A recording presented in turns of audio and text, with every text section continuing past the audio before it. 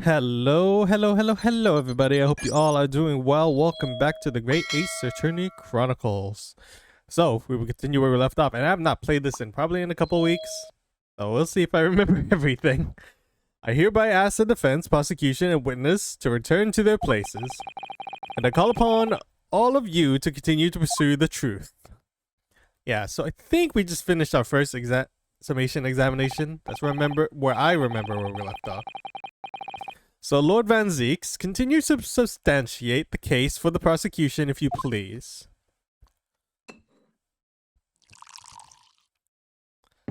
Yes, some good blood. Who doesn't love blood in a bottle?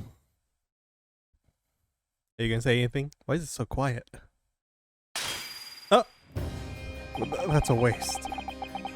Having savored the rich aroma of the carmine contents of this hollow chalice, it may seem crass to crush it to dust. Pray forgive the discourtesy.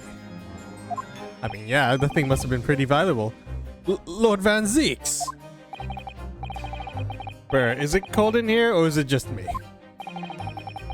As your acquainted Tom no doubt says, the prosecution may not speak during a summation examination. So I honor the deathly silence and listen to the charade. It seems I overestimated the intelligence of the jury. Ah, that's right, they all kind of feel fools of themselves. Well, no matter. There was nothing so hard to prove as a self-evident truth, it would seem. No. And why else would we grace the courtroom with our presence after all? So, let us proceed to the next round of battle. Oh, looks like he's getting serious. Bring forth the witness once more. Okay, what were we doing with these people? Is it going to be the same stuff? Witnesses, I trust you heard the summation examination we have just had to endure. Oh, yes, sir. That I did, sir. Of course I heard it. Oh, yes, sir. I heard it. You, sir, on the end? The coachman, I believe it's, Beeple? Yes, sir, my lord, sir. If it transpires that in your previous testimony, you were attempting to veil the presence of a fifth passenger on your omnibus, you will be found guilty of perjury. You are advised to bear that in mind, sir. Oh, mio Dio. Oh. Now then, witnesses, I hereby call on you to testify before the court again. You explain the various misgivings brought to our attention by the defense's summation examination. Alright, before we start that, let me look at the court records, because I have not played in so long, I just need a glimpse at everything. Among the defense listed debtors, Bruce FAIRPLAY, who would have been due to repay his loans. A largest knife that was found lodged in the victim's abdomen. Its quality and fancy owner suggested it must be quite valuable. 8-seater omnibus. The leather gloves the defendant was wearing at the time of the incident. There's bloodstains on the right glove. The photograph and the report of the autopsy. Okay, that's all we had. I thought we had a little bit more than that. Alright, let's begin. Good to be back, even though it's just kind of tiring to read all this, but it's still a fun game. Various misgivings. I only carried full passengers that night, I swear, but, well, I for one was told I had to pay 5 pence for the bus. He fiddled us on the fare, he did, and then I saw that blood-curdling sight as well. It's all too much. Tell you, I saw McGilded stabbing that man. Everything I saw and everything I said before stands. Oh, yeah, yes. Yes, he stabbed him. Yes, he did. I think so, yes. Counsel, make sense for this for me, please. The phantom fifth passenger conjured into existence by the learned Eastern friend never existed. The confusion has arisen from the coachman's sly little cozenage. So he charged everyone an extra pence. That's what happened. People, explain yourself. I'm terribly sorry, Guildmaster. The guild's fare is 4 pence across the board. You know that. Am I to understand that you've been overcharging our passengers by a penny a fare? It's so cold, and the last run of the day is always half empty. You have been dishonest, coachman. Oh, I'm so sorry. You're a disgrace, people, a disgrace. And your selfish actions have brought dishonor on the entire guild. If I may, sir, I had to pay 10 pence on the bus just last week. What? Full passengers at 5 pence each is, yes, 20 pence. I've done the arithmetic 10 times already, but I just can't make the results out completely differently. No, that figures. 10 pence. Oh my gosh, this guy's getting away. There's an entirely different crime here. Well, it would appear that one of the aforementioned misgivings have already been explained. So, counsel for the defense, your cross-examination, if you please. We've already had the pleasure of a protracted summation examination today. I see you intend to continue the parlor games. Absolutely, says that with his eyes as wide open as he says. Alright, it's cross-examination time. Various misgivings. Remember the button to press. I only carried 4 passengers that night. So, there were only 4 passengers on your carriage, but you didn't charge them the standard 4 pence per fare. Is that right? It's possible to make such a last run of the day pay. He always looks worried. I don't know if that means I should ask him something. I was so cold, it was all I could do is stop myself from passing out. I'm getting chilblains just listening to you. It was terrible, so I wanted to give myself a pat on the back for even keeping the bus running. Doesn't a dedicated coachman deserve an extra penny per passenger? Just keeping an eye to make sure these guys aren't reacting. You're digging a deeper hole for yourself here. If only there had been a 5th passenger on the omnibus that night, then we would have had another suspect. Alright, let's see if we can pry this from them. Well, I for one was told that I had to pay 5 pence for the bus. Hold it! Does that mean everyone on board that night paid 5 pence instead of 4? Well, I paid 5 pence too, sir. And I just told you that I did. A flat fare of 5 pence across the board. So that's what we did. It's not something to be proud of. The so-called discrepancy my learned friend identified was nothing out of sorts. Much like the phantom killer you so desperately needed, it's gone, dead and buried. I'd have been happy if it had ever existed in the first place. He fiddled us on the fare, he did, then I saw that blood-curdling sight as well, all too much. This blood-curdling sight, you mean the murder, I presume? Yes, sir. Very still. A loathsome sight. No one should have to witness the horrors in the eyes of a man the moment his life is taken. Oh, well, not exactly, sir. Excuse me? I mean, I didn't actually see the exact moment the gent was stabbed. Okay. Good gracious, really? We have another witness who did, however. The banker has already testified to it. But Mr. Frost didn't actually see the point at which the victim was killed. That may turn out to be very significant. Is there anything in my core records? No, they're sitting next to each other, so neither of them would have seen it, right?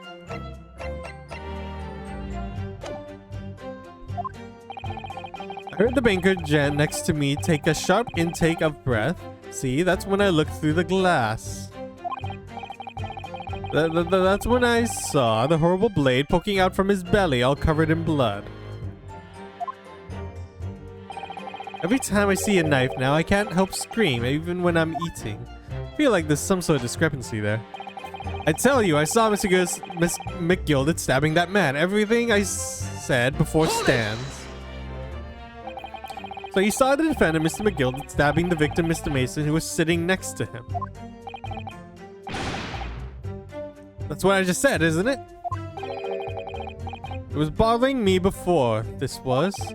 For just a brief moment, he hesitated before answering the question. Anyway, there was only 2 of them inside the carriage, wasn't there? There's been much talk of a 5th passenger, but as of yet, 0 evidence. Then what are we wasting all this time for, eh? Black and white. The man's guilty. Something about Mr. Fairplay's testimony just jars with me. Why is that highlighted? Jars with me. What is that supposed to mean? Just jars with me. No idea what that's supposed to be insinuating. Alright, let's just keep moving on then. I wish I could work out what it was. Oh yes, he stabbed him? Yes he did, I think so. Hold it! Earlier you testified that you saw the moment when the defendant allegedly stabbed the victim, didn't you? Oh yes, that's right.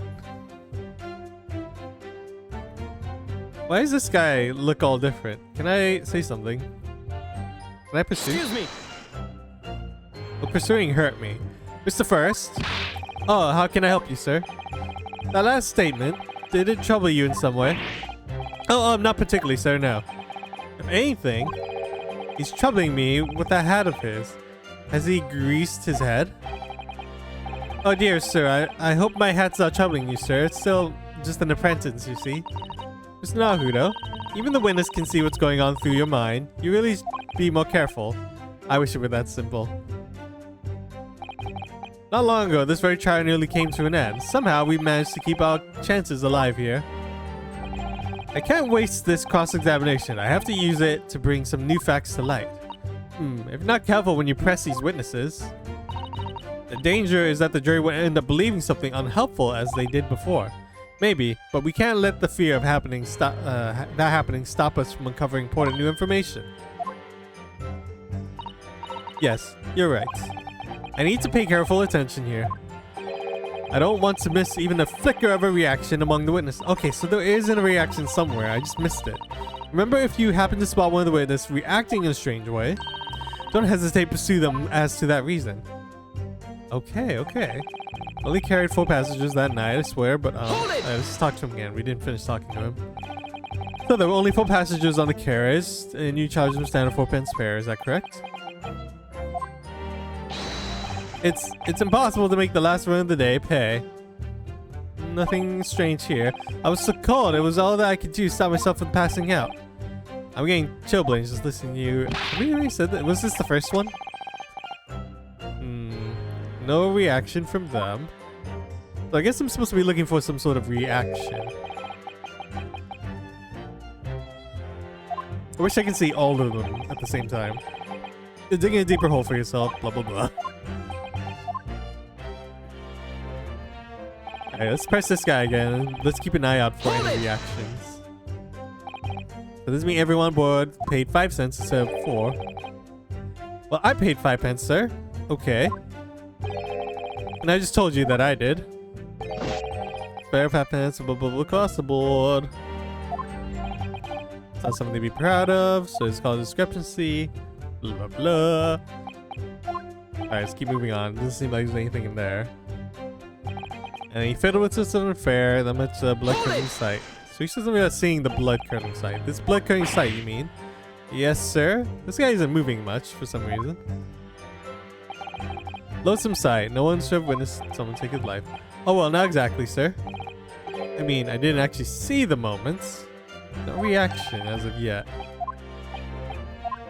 I wonder how, like, obvious the reaction is. Because that guy, like, this guy at the end just kind of feels like he's not acting his normal self. Well, Mr. Beeple? Oh, me, sir? Do you have something in relation to the last statement? Well, sir, there's just one thing, sir. I was wondering what's going to become of my omnibus after this trial. What do you mean? I can't help wondering. Well, no one wanted to ride me a cursed carriage, and everyone will ride in it. Yes, maybe, blah, blah, blah. Blah, sink, blah, blah, blah. He's just worried about his carriage.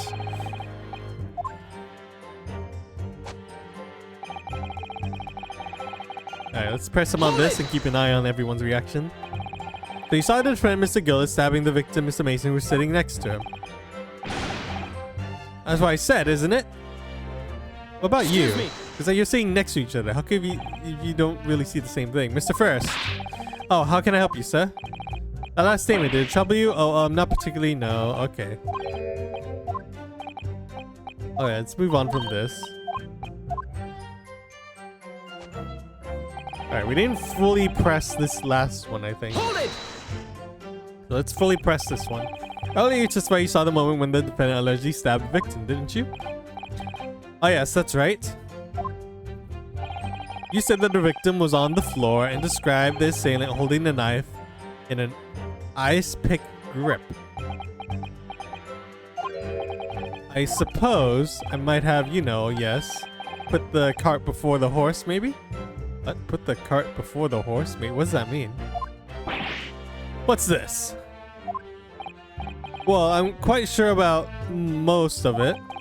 I was driving the horses when I heard the scream from the seats of the roof deck. Oh, I expect that was me, sir. Then when I turned around, yes, I saw it through the skylight. The gentleman was on the floor and the knife was sticking out of his midriff. That's right, yes, and the fellow who was holding the handle was a famous man, sir. So in short, you didn't see the moment when the victim was actually stabbed. So no reaction. I really thought I did, but when I go over it overhead again, no, I suppose I didn't actually see. Oh, okay, there's a reaction. That's pretty obvious. You have something to say about that, Mr. Fairplay? Now you listen to me. I know what you're thinking. You didn't really see the exact moment the fellow was stabbed. What are the chances of that? Eh? Are you asking me or telling me? He's getting flustered. I might be able to extract some new information from him if I answer him cleverly. Could he have just happened to see the exact moment the crime was committed? Let's say no chances. Well, it is a little hard to believe, certainly. Unless you spend your time peeping through a skylight from on top of the omnibus, that is. Peeping? I'm a respectable city banker, I'll have you know. And I know what I saw. I remember it clear as day as Ballard's day. It was a grim scene. I don't mind telling you. Thank you, Mr. Fairplay. Oh, excuse me if I was getting a little hot under the collar there, my lord. I would ask you to supplement your testimony with a clear statement about what exactly you saw. Oh, I can do that, alright? I'll tell you just how grim it was. Alright, so we got another testimony. Do you think I forget the sight of those blood-soaked hands after that butcher stabbed the man? Let's press him on it. There's no other testimonies after that. Blood-soaked? Ahem. Well, perhaps soaked is laying it on a little thick, but... Anyway, there was definitely blood all over them. Both of them were covered in it. Both of it? Excuse me? I remember we have gloves with only one on it, and you saw through the skylight through the roof. Well, the skylight is reasonably large, so I had a pretty good view, and there was a lamp on the inside of the carriage as well, so I'm sure of what I saw. This banker's latest statement. I feel there's something not quite right about it. There was something check the court record. Thanks, Susato. I almost forgot her name. It's been that long since I played. Alright, let's skip through this part because it's just gonna loop around. We already saw all this. I need to go back to that last statement and present some piece of evidence. Alright, come on. There we go. Gotta get to the very last one. Do you think I forget the sight of those blood-soaked hands? Present. We'll present you gloves. Blood-soaked hands? Well, I admit that soaked might be laying it on a little thick, but anyway, there was definitely blood all over them. Both of them were covered in it. Well, I'm very sorry to disagree, Mr. Fairplay. More than a little peculiar. What? Here are the gloves worn by the defendant, Mr. McGilden, on the night in question. Oh, yes, right. And there certainly does appear to be a sizable dark-colored stain here. But as I'm sure you can clearly see, it's only on the right-hand glove. In short, Mr. Fairplay, your testimony is inconsistent. Yeah, but no, that can't be right. So you're the liar here then. Oh, everyone's gonna take a stab in at the table. How many holes does that table have? That's right, you were quite clear about it. You said it was both hands. Mr. Fairplay, if your last statement was a lie, it calls your entire testimony into question. You say you saw the moment the victim was stabbed, but is that really the truth? Guy, well, Objection! It was a simple mistake. You can't justify accusing this man of lying. Yes, it wasn't both hands, it was only one, but the fact remains the victim's blood was on the accused. Objection. No, Mr. Fairplay categorically stated that he saw blood all over both hands, which means there's a strong possibility that the witness was deliberately trying to mislead the court. What? Why? I'm a city banker, for pity's sake. My word should be the gold standard.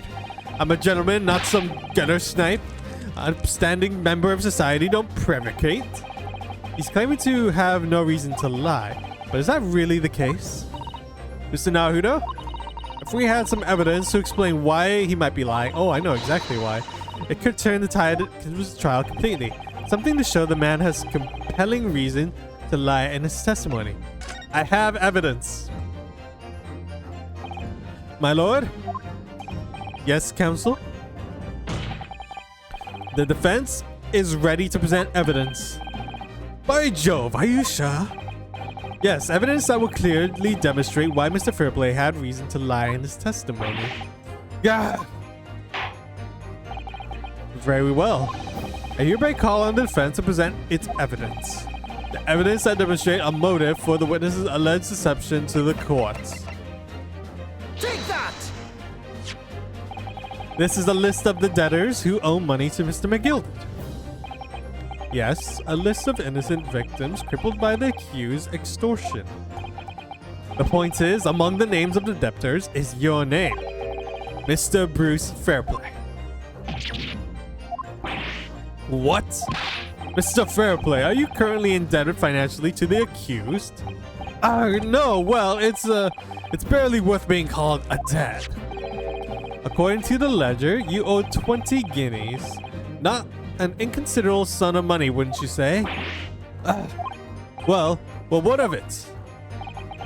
Let's suppose Mr. McGilded were to be found guilty of murder. What would become of your debt in that case? These documents state that the loan agreement is forged between two individual parties. Therefore, were the creditor and the defendant here to be sentenced to a capital punishment, all outstanding debts which were owed to him would be annulled. They would be ceased to exist.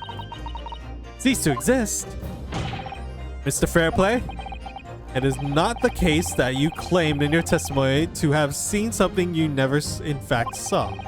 In a devious attempt to annul your debt of 20 guineas to the defendant. Go! Gah!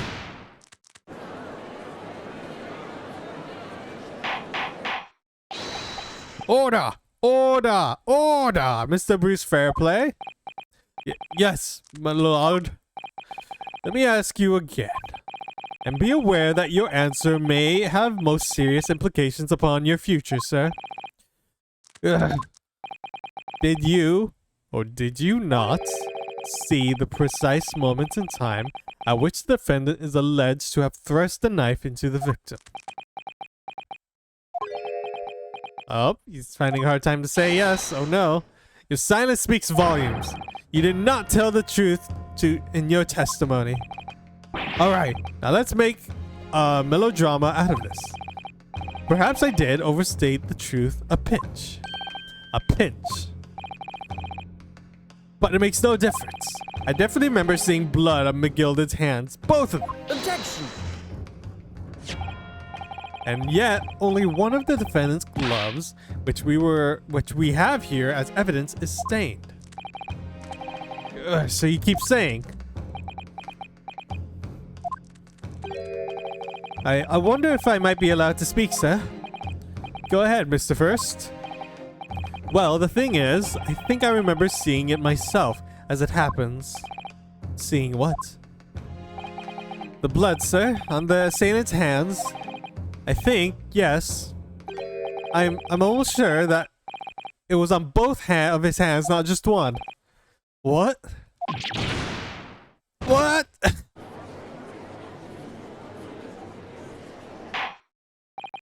It would appear that we're going to need further testimony from all you witnesses. This time, I would like to know precisely what you did and what you did not see. Do I make myself perfectly clear? Yes! Oh gosh, he's just chewing his cane. Mr. Naruto, this is good news. The course of the trial seems to have shifted slightly at last. Yes! I might finally have a chance to turn things around here. Alright, see the revised testimonies. In the next part. So, at this point, we're going to stop this part here. So, thank you all so much for watching. Remember to like, comment, share, subscribe. And until then, I will see you all later. Goodbye.